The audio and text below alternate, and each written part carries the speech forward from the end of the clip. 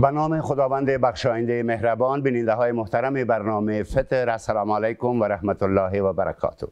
خوشحال هستیم که یک بار دیگر امروز باز از طریق برنامه فطر در خدمت شما هموطنان عزیز و مسلمانان متدین هستیم.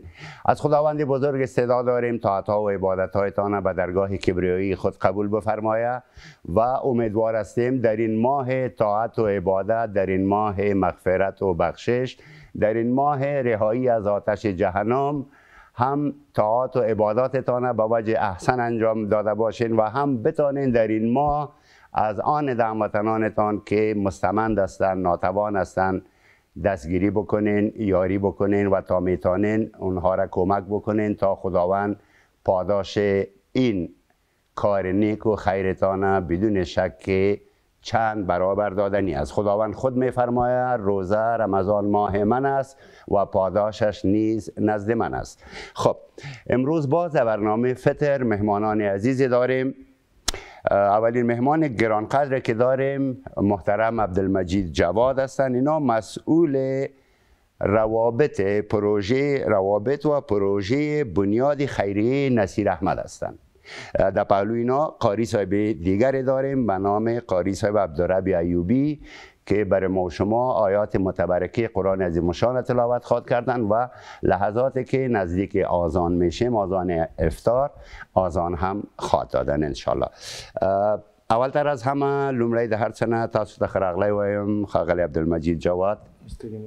بسم الله الرحمن الرحیم حامدا و مصلیا اعوذ بالله من الشیطان الرجیم انما الصدقات للفقراء والمساکین وأيضا قال رسول الله صلى الله عليه وسلم خير الناس من ينفع الناس وأيضا قال أنا وكافل اليتيم في الجنة كهاتين.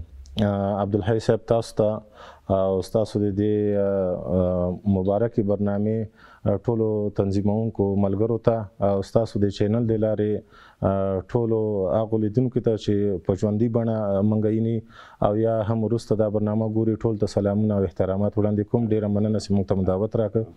ودان ډیر ښه راغلی. اجازه راکړئ په پیل کې ستاسو نه وپوښتم چې دا خیریه بنسټ یا بنیاد څنګه ستاسو فکر ته درغی چې یو بنیاد خیریه بنسټ جوړ کړئ؟ څومره وخت شوی دی د دې بنسټ د جوړېدو نه؟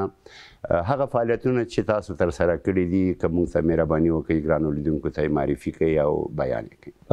نصیر خیریه بنسټ په 1993 کال کې د دې بنیاد کېښودل سو چې 2015 میلادي کال سره سمون خوري او ظاهره خبره ده هر بنیاد خیریه یا خیریه بنسټ چې جوړیږي د نوم نه معلومیږي چې د نورو سره د مرستې په خاطر جوړیږي. نو موږ مشرانو هیواد ته بېوزلو خلکو ته هیواد یتیمانو ته په کتلو سره دا وپیله چې مثال د دوی سره د مرستې په خاطر داسې یو ټولنه یو بنسټ جوړ شي چې دوی سره دوامدارې مرستې موږ وکړو.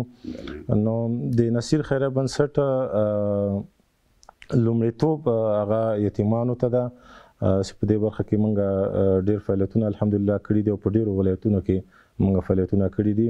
نو لومړنۍ مرستې یعنې لومړیتوبونه موږ ولایتوب د هیواد یتیمانو کونډو ته ورکوو او ورپسې چې بې سرپرسته کورنۍ څوک نه لري هغوی ته ورکوو او نور بېوزله معیوبین همدغسې اړمن خلکو سره خپلې مرستې موږ کړي دي او انشاءالله د لړۍ دوام لري او آینده کې هم انشاءالله دا به جریان ولري. ډېر ښه. مهرباني ستاسو خبرې لکه چې ادامه لري. مهرباني. لکه څنګه چې ما وویل چې موږ لومړیتوب یتیم ته ورکوو نو د یتیمانو په برخه کې موږ هره میاشت هغوی سره د مرستې یو برنامه لرو، یو پروګرام لرو د نخلې په نوم باندې چې هغه موږ په یو شمېر ولایتونو کې روزانه د هر یتیم چې کوم کور یتیمان لري یا کونډې لري د هغوی کورنۍ ته ورځو او هغوی سره نغدي مرسته کوو هره میاشت چې دا په ډېرو ولایتونو کې خوست، پکتیا، لوګر، کابل، همداشان پکتیکا یعنې ډېرو لرو ولسوالۍ ته د نصیر خیریه بنسټ یو مهم هدف دا ده چې هغه ځایانو ته ځان ورسوي، هغه ولسوالیو ته ځان ورسوي چې حتی ډېری هیوادوالې نوم سره هم ناشنا وي.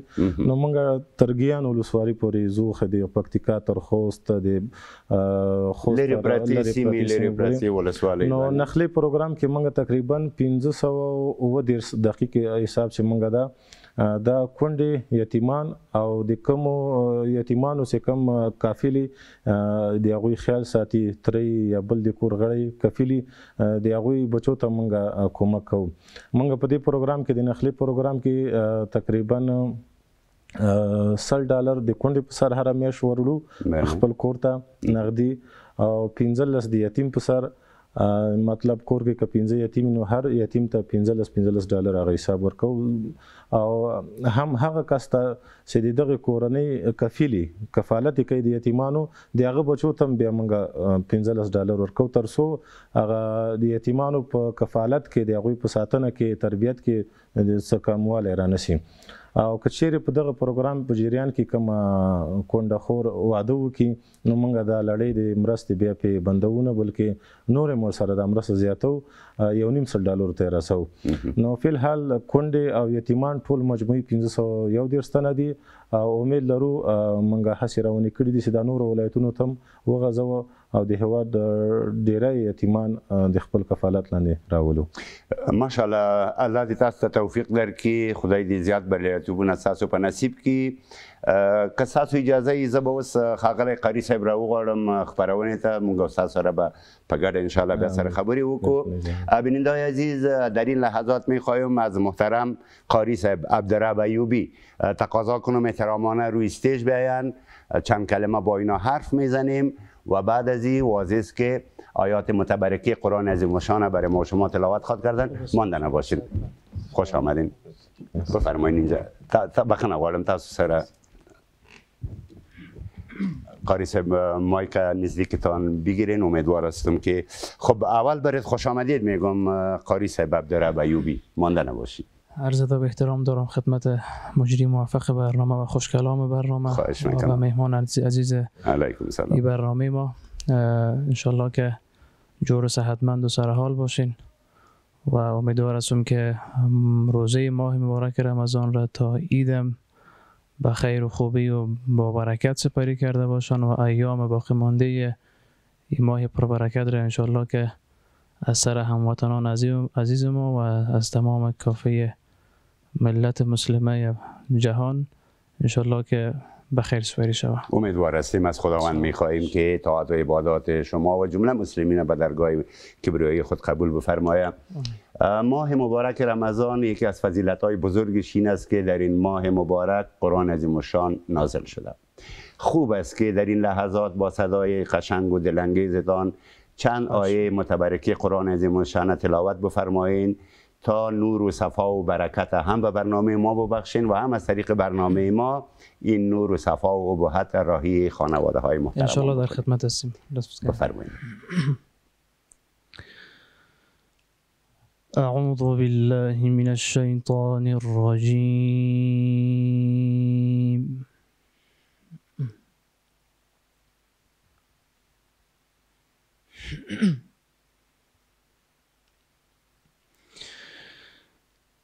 بسم الله الرحمن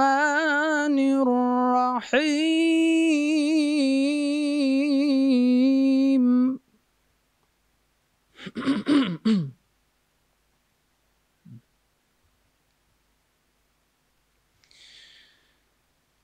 شهر رمضان الذي أنزل فيه القرآن هدى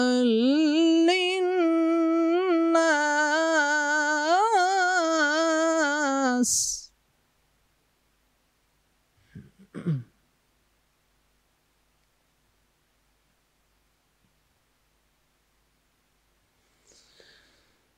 هدى للناس وبينات من الهدى والفرقان.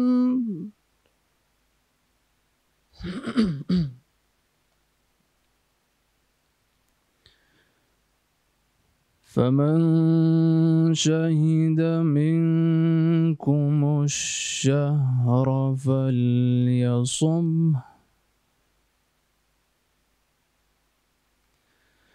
ومن كان مريضا أو على سفر فعدة من أيام أخر.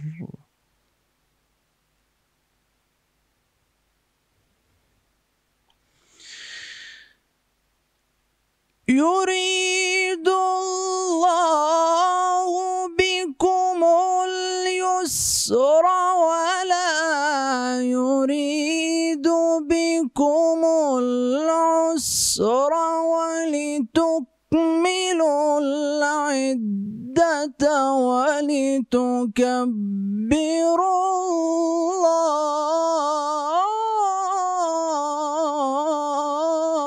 الله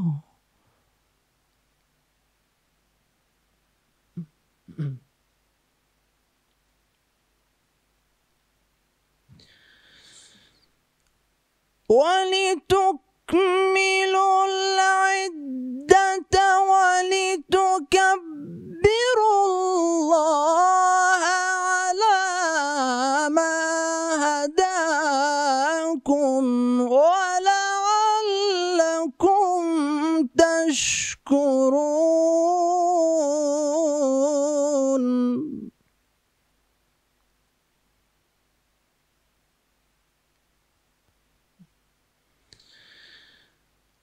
وإذا سألك عبادي عني فإني قريب أجيب دعوة الداع إذا دعان.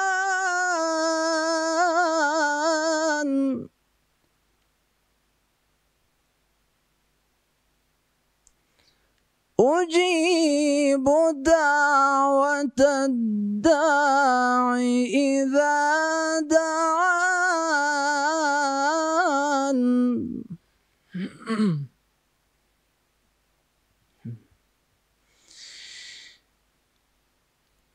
وإذا سألك عبادي عني فإني قريب أجيب دعوة الداع إذا دعاني فليستجيبوا لي وليؤمنوا بي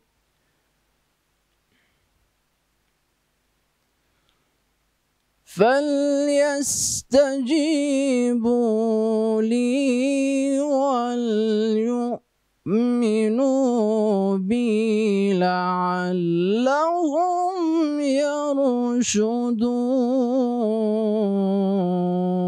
يرشدون. صدق الله العظيم. ربنا تقبل منا إنك أنت السميع العليم وتب علينا إنك أنت التواب الرحيم برحمتك يا أرحم الراحمين.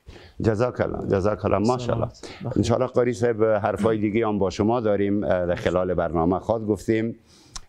بیاییم به آقای جواد دوباره. فرمودین که کمک هایتان بیشتر متوجه یتیم ها و خانم های بیوه هستند که بدبختانه از اثر جنگ های متداوم تعدادشان هم در افغانستان لااقل زیاد است.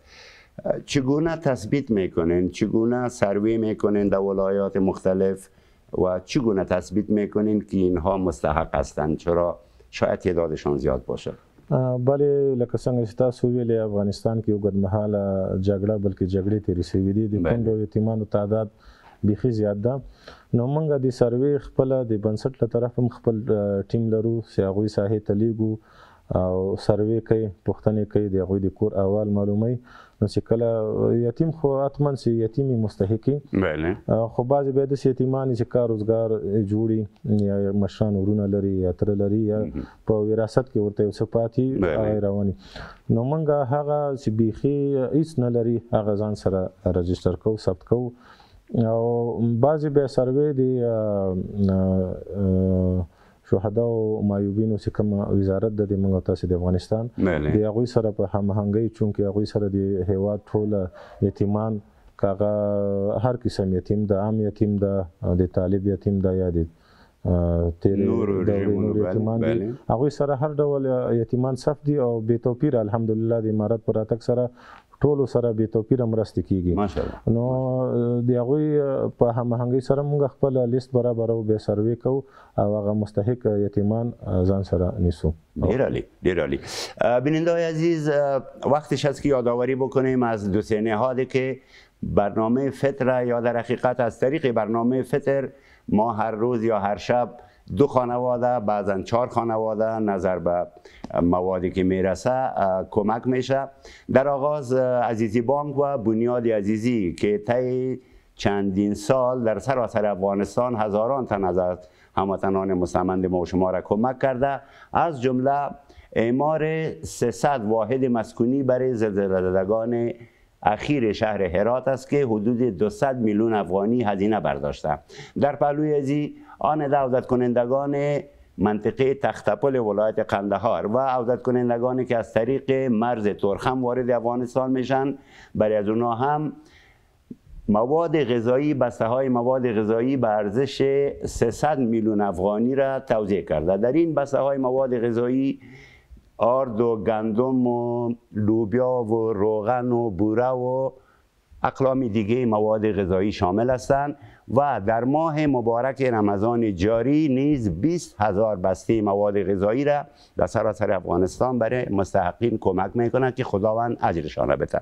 در پهلوی ازی شرکت عزت عتیق برادران، شرکت انحصاری برنج کرامت در افغانستان هستند که اونا هم به 1-2 خانواده از طریق برنامه فطر ما هر روز یا هر شب بسته مواد غذایی میتن که او 1 بوری آرد است، 1 بوری برنج است و 1 پیپ هم روغن است. خداوند اینا را هم اجرش بده.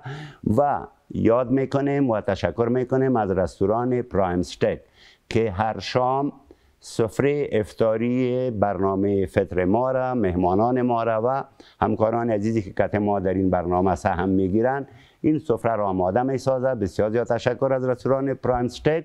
این رستوران در شهر نو کابل موقعیت داره. هر جایی که هستین برای افطار به این رستوران برین، از غذاهای لذیذ و خوشمزه و از خدماتش بهره مند شوین. بسیار زیاد تشکر از این هر 3 نهاد و جا داره که ایره هم بگویم که بنیاد خیریه نصیر که مسئول محترم پروژه و روابطش با ما مهمان هستند، اینا خود از طریق برنامه ما امشب برای 2 نفر مستحق کمک نقدی میکنن، با این تفاوت که دیگرها کمک هایی که بسته های مواد غذایی بودن ولی اینها کمک نقدی میکنن. خداوند پاداش و اجر برشان نصیب کنه و بسیار زیاد تشکر که شما لطف کردین و به برنامه ما تشریف آوردین و از این طریق میخواین که کمک بکنین. پیش روی ما یک مجله است. این مجله را غالبا همین ولفیر شما، فاندیشن شما نشر میکنه. در این مورد لطفا بگوین این گونه فعالیت های فرهنگی در چی حد دارین؟ تر څه حد در ډول فرهنګي فعالیتونه مخ بیاست د خپل خیریه فعالیتونو نه خپل هوادوال څنګه خبروي چې مونږ دغه یو بنسټ لرو یا غواړو سروي وکړو د یتیمانو یا د کونډو ترمنځ؟ عبدالحی صاحب د مونږ الحمدلله دا اوس د وزارت عدلیې سره چونکې ټول خیریه بنسټونه صف دي د هغوی له طرف هم سروې سوي ده. نو په درجه اول کې د مونږ نصیر خیریه بنسټ 4م نمبر راغلی. نو بنیادونه ډیر زیات دي خو د مونږ او د نورو بنیادونو ترمنځ شاید فرق دا وي مونږ په سکرین باندې یا سوشل میډیا باندې دومره اکټیو نه یو لکه څومره چې عمل کې الحمدلله مونږ خپل کار ښیو. وزارت عدلیې ته ټول راپور ورکو او د خپل ټولو فعالیتونو حتی د ورځني ریکارډ ساتلو لپاره، هفتوار ریکارډ ساتلو لپاره، بیا میاشتني او کلني ریکارډ ساتلو لپاره خپل ټیم لرو، د میډیا ټیم هم لرو. نو هغوی ټول دا ځان سره ثبتوي او وزارت عدالت خبره واقعا نو نور هیوادوال که خبر چې خبر نسی خو هدف هم دغه د یو چا د خیر ورسیږي نو عدلی وزارت ته به ټول راپور ورکو نو ان شاء الله آینده هم دا کوشش ته ان شاء الله سیدا وسنه کم مرستې موږ زیاتې کړي نو هدف مو دا ده چې امید ده چې درجه اول کې موږ په لومړۍ درجه راسو ډېر عالي هیله ده چې په ټولو کارونو کې بریالي اوسئ. ښه د دې مجلې په هکله خو م یو څه توضیحات راکړئ صاحب چې دا میاشتنۍ خپرونه لرئ. مجله خو دغه د 2023 میلادي کال چونکې پای وه نو د هغه کوم 2023 کال کې موږ کم توضیحات کړي په هره برخه کې که هغه د یتیم سره د مرستې یا د غذایي موادو مرستې یا حتی اعمار د مساجدو د مدارسو دارالایتامونو یا هم د ساګانو مرستې موږ سروې د ساګانو لپاره خپل مستقل ټیم لرو انجینران لرو هغه ساحې ته ځي چې کوم ځای کې د اوبو قلت نو هغه په سلګونو په زرګونو خلک الحمدلله د موږ دغه پروجیکټ او پروژې نه مستفید کیږي. حتی په دغه شپږو میاشتو کې موږ مختلف ولایتونو کې څلوېښت غټې او وړې ساګانې وکیندلې او ډېر هیوادوال ته مستفید کیږي.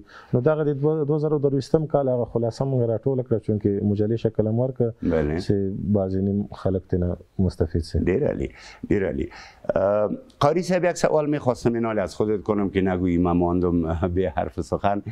لطفا یک مقدار در مورد خود بفرمایین چقدر دروس خواندین تا کجا ادامه دادین فعلا در این روزها مصروف چی کار و وظایفی هستین؟ سلامت و بخیر باشین جناب استاد گرامی. فعلا محصل پانتون کابل هستم نام خدا و در پهلوی از که تحصیل پانتون ما را ادامه میدیم.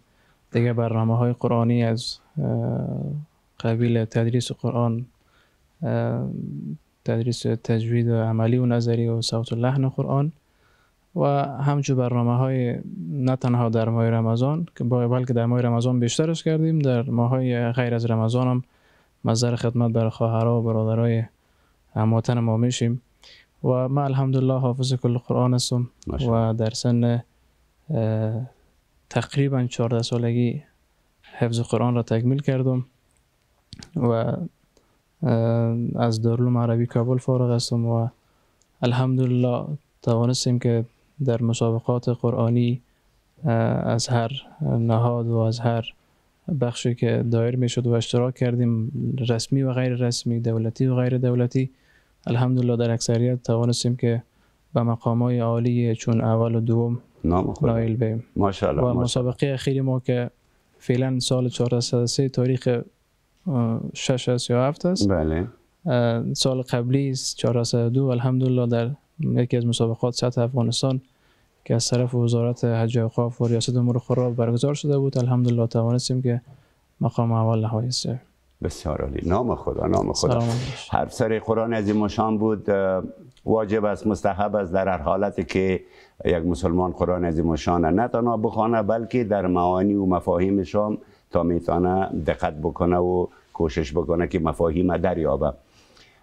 خوشبختانه در ماه مبارک رمضان در اکثر مساجد افغانستان حتی مردم به گونه انفرادی قرآن عظیم الشان میخوانند و اکثرا کوشش میکنن ختم بکنن. نظرت چی است که خواندن قرآن عظیم الشان در این ماه مخصوصا چقدر اجر و ثواب داره و چی خوب است که مسلمانان در سراسر جهان بلکه در کشور خود ما سوای ماه رمضان هم اگر قرآن خوانی را به نوع فرهنگ تبدیل بکنه، همیشه به قرآن مراجعه بکنه و مخصوصا نه تنها بخوانند بلکه در معانی از دقت بکنن و خود کاملا بفهمانه، چرا کتاب عظیمی برای راهنمایی بشریت است. نظرتان در این مورد چی است؟ بسیار سوال نیک و بجا. در این شکی نیست که قرآن به خاطر راهنمایی بشریت از 1400 سال قبل الی مادام قیامت به خاطر راهنمایی بشریت و در هر عصرش معانی و مفاهیم قرآن تطبیق میشه و بالاخره همخوانی میکنه. و در رابطه با معانی قرآن شما گفتین در این شکی نیست که قرآن بالای ما حقوق متعددی داره، تقریبا 4-5 حقی داره و اولین حق قرآن همانا درست خواندن قرآن است. به شکل درست که رسول الله صلی الله علیه و سلم می‌فرماید که اقرأ القرآن بلحون العرب و اصواتها. بله، ورتل القرآن ترتیلا.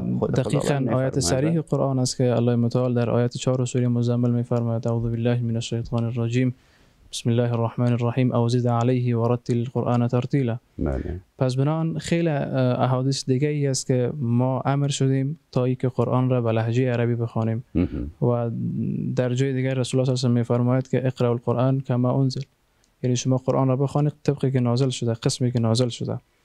بنان حق دوم قرآن امو تدبر، یعنی فهمیدن معانی قرآن است.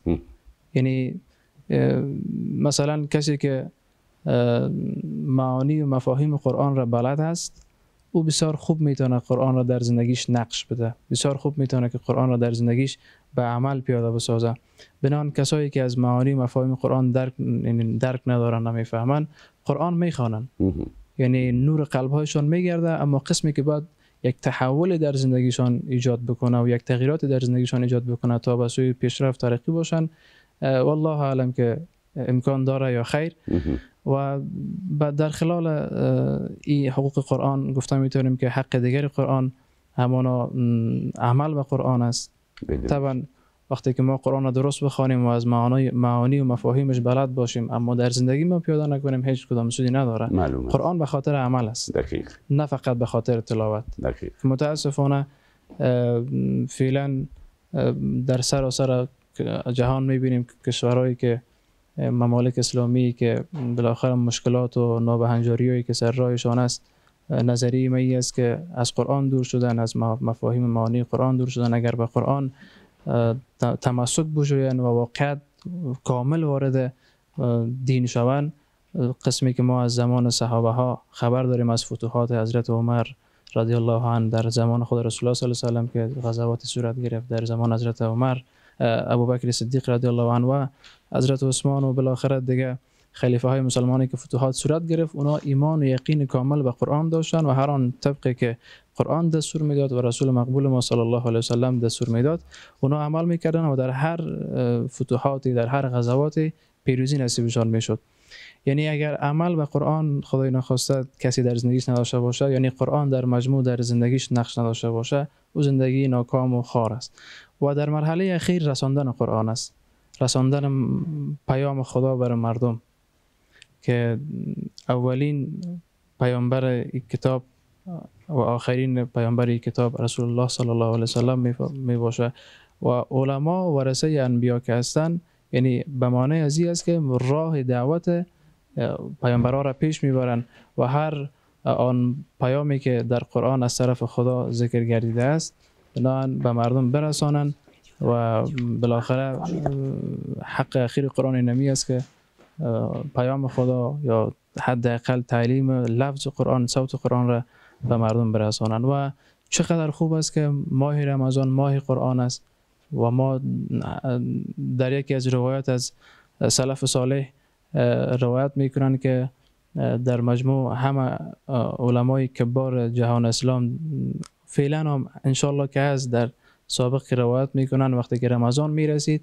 تمام برنامه های دنیایی و بالاخره تدریسشان متوقف میساختن و فقط به وقت نماز، خود در نماز هم طبعا قرآن میخوانن، در رکعاتش قرآن میخوانن، دیگه مکمل وقتشان به قرآن میدادن. بسیار عالی. حرفای قشنگتان انشالله در خلال برنامه میشنویم. بیننده‌های عزیز، پرودیوسر برنامه ما آقای زرگر بازم سری به یکی از خانواده های مستمند زده و یک ویدیویی از صورتحال زندگیشان تهیه کرده. بیاین که این ویدیو را با هم ببینیم.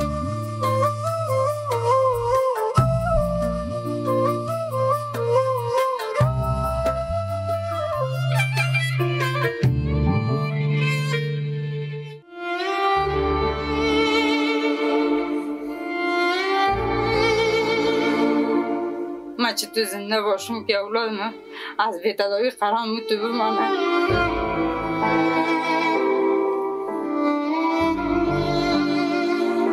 شوقی می شود این رقم خانه و زندگی از دیگه نیاز به گفتن نیست.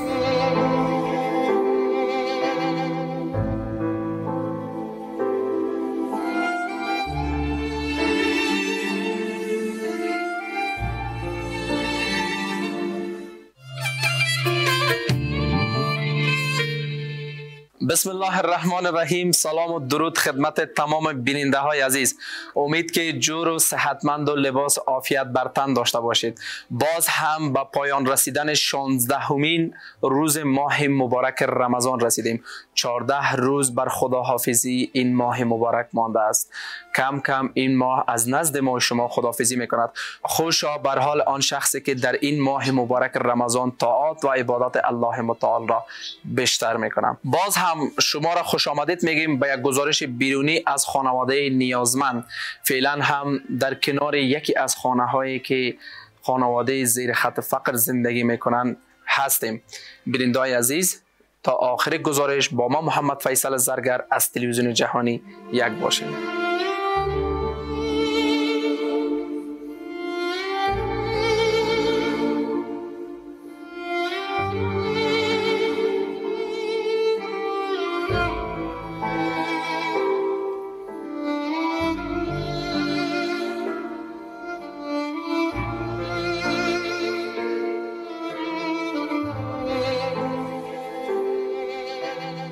بیننده‌های عزیز دوباره خوش آمدید. چنانچه که من قبلا عرض کردم در کنار خانواده نیازمند هستیم. ابتدا ازشان میخواهیم خود معرفی کنن و بعد از مشکلات زندگیشان میپرسیم. از ولایت کاپیسا هستم. منم پشتانه اسم است. مشکلات ما پدر اشتکای ما در نظامی بود در زمان جمهوریت. وقتی که زخمی شد اما وقتی زخمی شد که ما شفاخانه بستر بود که شفاخانه بودیم. دولت سقوط کرد. میخی به حالت کوما دم چند روز میخی به کوما بود. با نسبت یک ذره خوب شده بود، سرپای شده بود که آسته آسته باسکلک و چیزا میگشتندیمش. امروز سقوط کرد. زمانی که سقوط کرد بر ما دیگه هیچ راه چاره ای نمون. از این فرش خانه شروع کردیم در فروختن، سری از تداوی کردیم تا وقتی که فرش ظرف هیچ چیزی به ما نمون. باز بعد از او دخترک مریضی پیدا کرد. تا وقتی که مریضی عادی داشت پیش یک دکتر بود، پیش دیگر دکتر بود، توان بود بخش تداوی کردیم. بعد از او که از توان خلاص شد هیچ امکانات در من نماند. خودم من در کالاشویی یگان چیزای کار خانه شروع کردم. دخترک من قرار ماند. در دکترها که بردم هر دکتر گفت که کوریایی خونش کم بود داره، خون سفید کم بود داره. یه باز 500 روپیه 200 روپیه تداوی از این میشه. من یک آدم میشدم که تعداد فامیل ما 2 نفره. توانایی 200 روپیه در روز من نانوار کسی نداشتم که برای من بیاره. ما چه خواستار که 500 روپیه یک تداوی شه. یموتون زمانی که یه مایناتش کرد گفتی سراخ قلب داره. مریضی از زیده جای من پدرش هموتو بسیار به یک حالت خراب شد. یک سو جگرخوانی دختر، یک سو جگرخوانی از دیگه دختر. 1 سال پیش از او هم بیادر از دست زاده بود. 22 ساله بیادر از دست زاده بود. بیخی وضعیتی خراب شد. زمانی که وضعیتی دیدیم که خراب شد اگر یک روز 2 روز نان میخوره، یک روز 2 روز دیگه هم تو میشینه گریه میکنم میگه چیکار به زندگی باشم من چطور زنده باشم که اولادم از بی‌تداوی قرار تو بمانه. اولادم از دستا بیفته من کسی گردن خم نمیدادم. حالا من بخندم اولادم پیشونی شور دارم برات معاینه کنه بگن تو مریضی داره.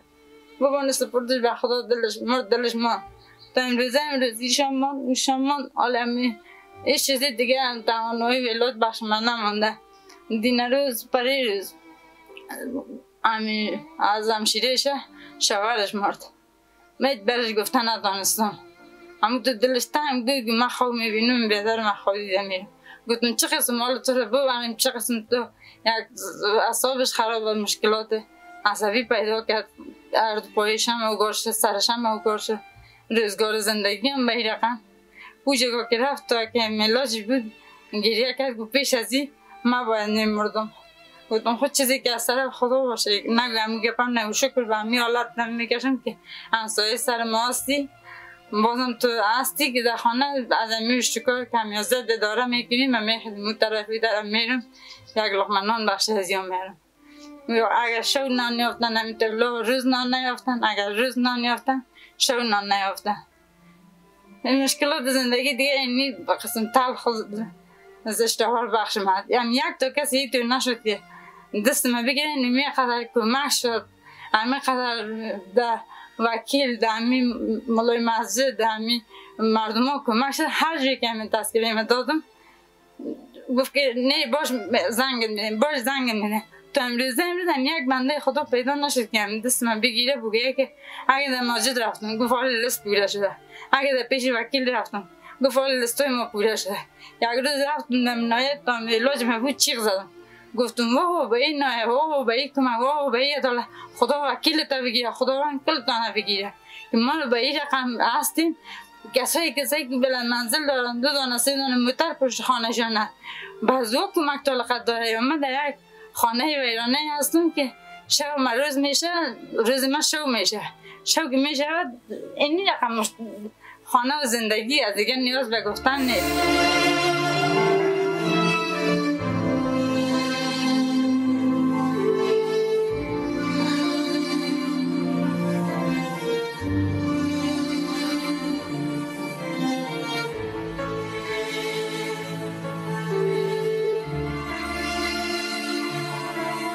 ساله است این طفله. نامکش چی است؟ نامکش فیصل.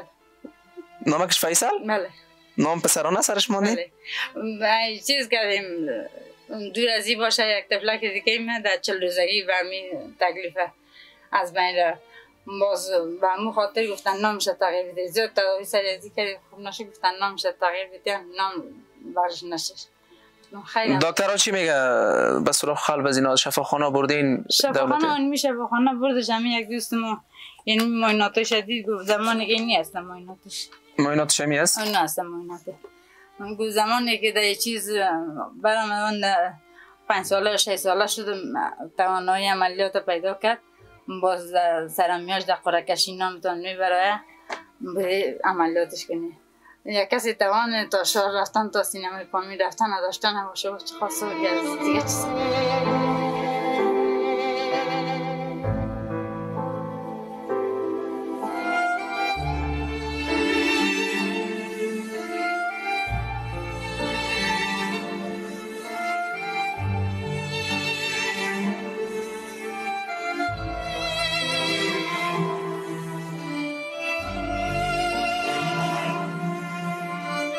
بیننده عزیز، مشکلات و درد و غم خانواده را از صحبت‌های خودشان شنیدین و ما یک تشکری خاص میکنم از عزیزی بانک که هر شب 2 فامیل را مواد غذایی کمک میکنه، همچنان برنج کرامت و این موادهای غذایی 15 الی 20 روز مشکلاتی خانواده را حل میکنه. از تمام کمپانی ها و بنیادهای خیریه‌ای که وسع و توان مالی دارن ازشان خواهش میکنم در این ماه پر خیر و برکت دست این نیازمندا را بگیرن و بسیار زیاد سپاسگزار هستم از شما مردم که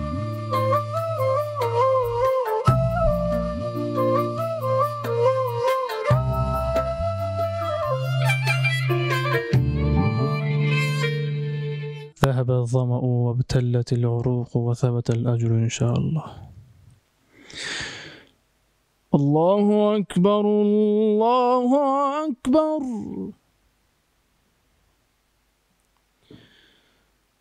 الله أكبر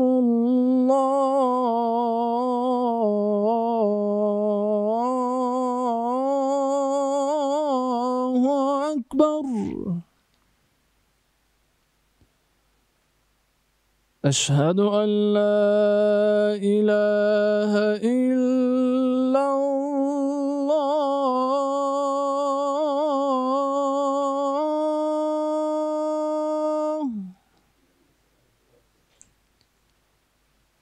أشهد أن لا إله إلا الله.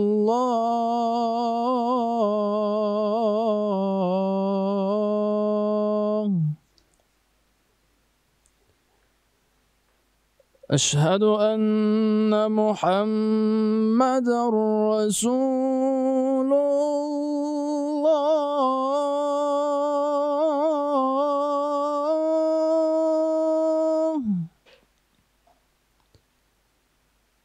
أشهد أن محمد رسول الله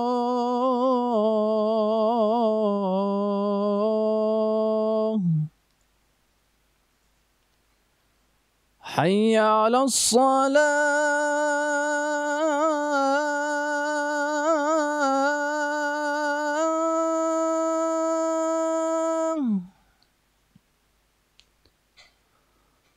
حي على الصلاة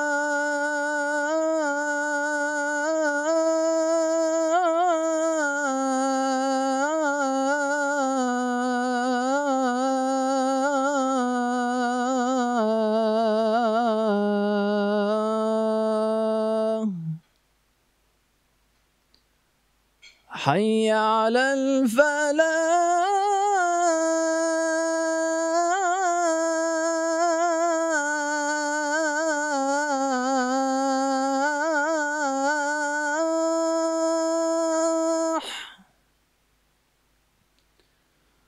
حي على الفلاح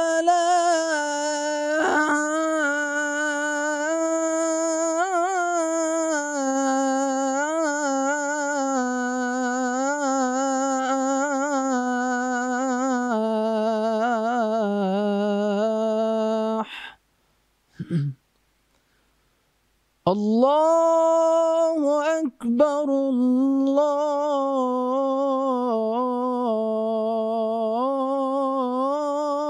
الله أكبر لا إله إلا الله اللهم رب هذه الدعوة التامة والصلاة القائمة آت محمدا الوصيلة والفضيلة والدرجة الرفيعة وابعثه مقاما محمودا الذي وعدته وارزقنا شفاعته يوم القيامة إنك لا تخلف الميعاد برحمتك يا أرحم الراحمين. قاری صاحب بسیار زیاد تشکر، جزاک الله. بفرمایین اینجا روزیتان افطار بکنین. بسیار زیاد تشکر. بیننده‌های عزیز، ما یک وقفه کوتاه برای افطاری میگیریم و برای شما هم افطار خوب و خوش تمنا داریم و وقتی روی سفره های رنگینتان میشینین یقینا که همسایه هایتان، هموطنانتان که مستمند هستند مطمئن هستم فراموش نمیکنین. خداوند طاعت و عباداتتان قبول بفرمایه. افطار خوش براتان میخوایم.